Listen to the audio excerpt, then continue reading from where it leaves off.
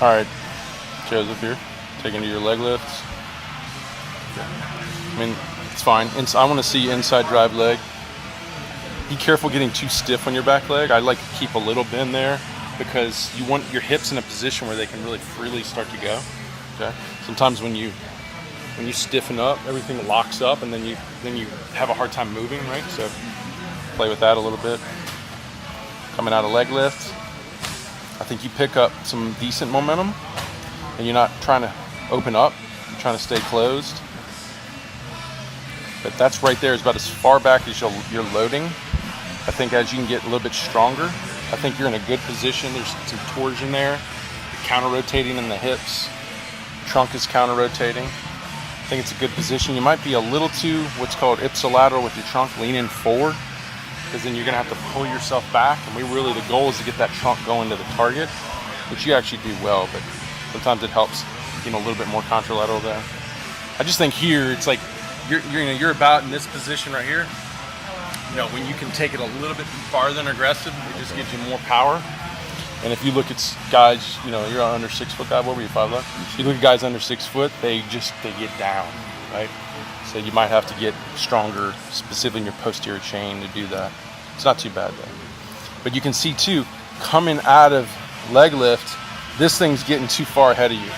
So is that because you stopped short in that back hip? Is that because you took too long to get momentum? That's why you might need to get that knee bent a little bit and start a little bit more aggressive with your hips, because that's too far ahead. Because this hasn't generated power and this thing's out here, it's going to pull you off the rubber. And then if this thing pulls you off the rudder, you're just going to swing open. Everything's going to want to rotate. And you just kind of turn that down. So there really isn't much, besides decent momentum there really isn't much power through your back hip.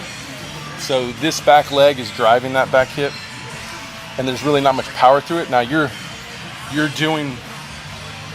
understand how you need to delay your upper body. You good? You're understanding how you need to delay your upper body, and this is really late. But when you have to make your arms so late because your hip's late, then you start putting your arm in positions to get injured too. So you can see it front foot here. You're going to be what's called hyperangulating or dragging. So it helps you throw hard, but it's overcompensating and it's putting itself in a bad place. So if this hip was more aggressive, you wouldn't have to be going so far like in horizontal abduction, which is elbow back. You could still be going back with your shoulder, but you could be actually cocking a little earlier. Okay. Because if this thing is still internally rotated, when you land, then it takes so much longer to come up, and then your arm starts getting pulled and dragged behind your back, and that's what's happening. At the same time too, how you got the trunk's key. I mean, the way you drive your trunk here is really good. It's just the arm is way behind. So the thing is the better you get at driving the hip and scap loading, this moving here together, if you can get these working together and not so much like late with the hip and over exaggerated with the arm, you can get these working together, then it's going to be a lot healthier for you. Probably looks funny, I'm sorry. Get my goofy looks going on. I have to over exaggerate to make it make sense, right? I got you. So in your drills, that's what you want to be feeling is the hips, the power through the hip, and then this working with that, relating to that, not trying to like overcompensate for it. I think as far as velo for you, you can see you're pulling way off to the side. So we get more momentum and power through your back hip. Time your arm up better, make it a little healthier. You do that, I think you might stay at your velocity or go up a little bit.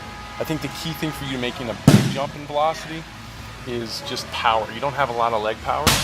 You're putting yourself in the right positions. There's no force coming out of it. The front leg isn't even kicking back here. So you're a guy who just needs to enhance his athleticism. You got to get your jumps up. You got to get your sprints up. You got to get anything explosive. That's going to be key for you. The problem is, where I would get nervous is if you say your leg power doubled tomorrow and you're sitting there ripping through your legs and your arm's that late and you're dragging, it blows your arm out. So you're a guy where I would really want you to do both. Work on not overloading your arms so late, and then work on getting more athletic and explosive. And that combination should keep you healthy and get you throwing harder too.